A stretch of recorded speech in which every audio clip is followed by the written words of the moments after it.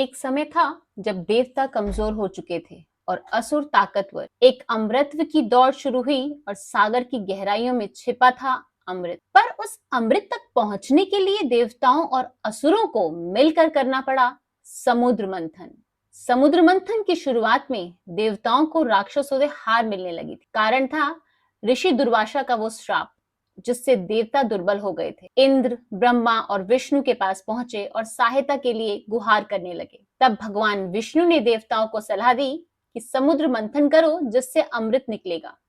पर मंथन अकेले नहीं हो सकता था।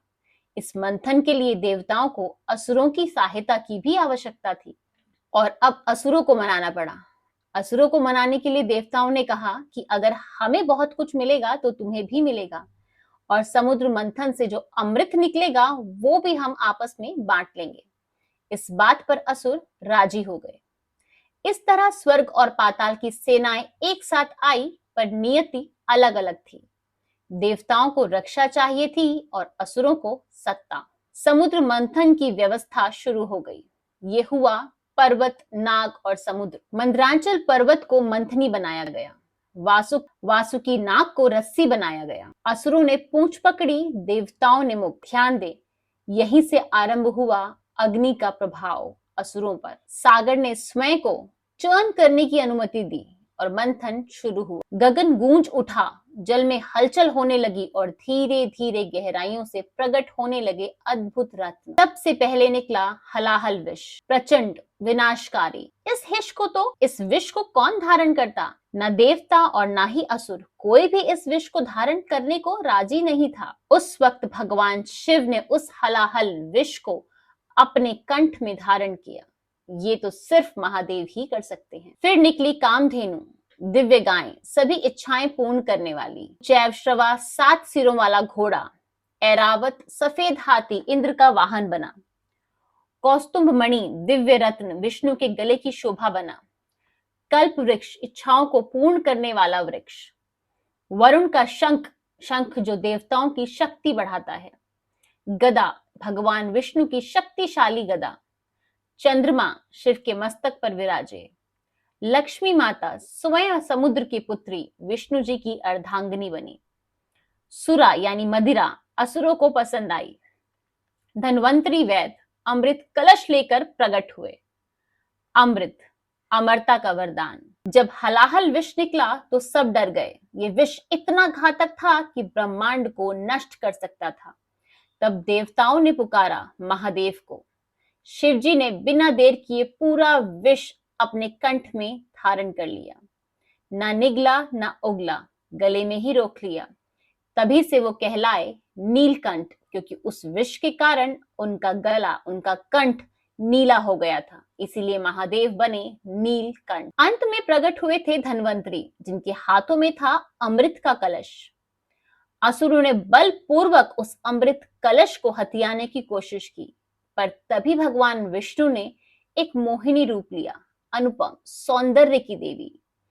क्योंकि सब जानते थे कि अगर ये अमृत कलश असुरों के हाथ लग गया तो हाहाकार मच जाएगा और बहुत ज्यादा अनहोनी हो जाएगी। तो किसी भी कीमत पर ये अमृत कलश असुरों के हाथ नहीं लगना चाहिए था। इसीलिए भगवान विष्णु ने एक लीला रची।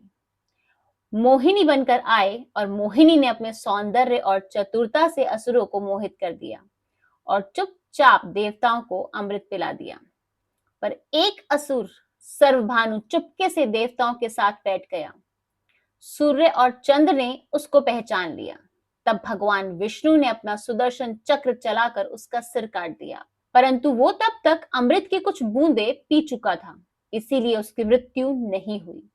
उसका सिर राहु और धड़ केतु बना। और आज भी इसी कारण से चंद्र ग्रहण होते हैं। समुद्र मंथन सिर्फ एक कथा नहीं, ये जीवन का प्रतीक है। हर इंसान के भीतर चलता है एक मंथन। जब मन का सागर मथा जाता है तो पहले आता है विष, फिर रत्न, फिर अमृत। शिव का विष पीना सिखाता है त्याग। मोहिनी का रूप बताता है बुद्धि और रणनीति की शक्ति। जब सर्वभानु का सिर सुदर्शन चक्र से अलग हुआ तब अमृत का पहला घूंट उसका सिर पी चुका था, इसीलिए उसका सिर अमर हो गया और बना राहु और धड़ बना केतु। आज भी सूर्य और चंद्र राहु केतु से ग्रसित होते हैं तब लगता है ग्रहण, और यही है उस ब्रह्मांडीय घटना की शुरुआत। मोहिनी का जादू चल चुका था, देवताओं को अमृत मिल गया और असुर रह गए ठगे से। क्रोध से जलते हुए असुरों ने आक्रमण शुरू किया, लेकिन तब देवताओं के पास था अमृतत्व, और फिर एक बार धर्म ने अधर्म पर विजय पाई। ये केवल एक पौराणिक कथा नहीं थी, ये तो हमारे मन का मंथन है। जब हम जीवन में संघर्ष करते हैं, समस्याओं से घिरे होते हैं, तो सबसे पहले निकलता है हलाहल, क्रोध, निराशा, दर्द। लेकिन अगर हम उस विष को रोक सकें, सहन कर सकें, तो भीतर से निकलते हैं रत्न, ज्ञान, शक्ति, श्रद्धा और अंत में अमृत। शिव सिखाते हैं विष पीकर भी शांत रहना क्या होता है। विष्णु सिखाते हैं संकट में चतुराई से मार्ग निकालना कैसे होता है। और लक्ष्मी माता सिखाती है जहां समर्पण और धैर्य होता है, वहां ही सच्चा धन प्रकट होता है। इस कथा ने केवल देवताओं को अमर नहीं किया, इसने मानवता को दिया धर्म, नीति और संघर्ष में विजय का मार्गदर्शन। हर युग में, हर जीवन में, हर आत्मा में समुद्र मंथन आज भी जारी है। तो आज की वीडियो अगर आपको अच्छी लगी है और आपको इससे कुछ भी शिक्षा मिली है, तो हमारी इस वीडियो को लाइक, शेयर एंड कमेंट जरूर कीजिएगा। और ऐसे ही और वीडियोस के लिए हमारे channel mystery and mind with Chitra को सब्सक्राइब करना मत भूलिएगा। आज की वीडियो देखने के लिए आपका बहुत बहुत धन्यवाद। राधे राधे, जय श्री कृष्णा।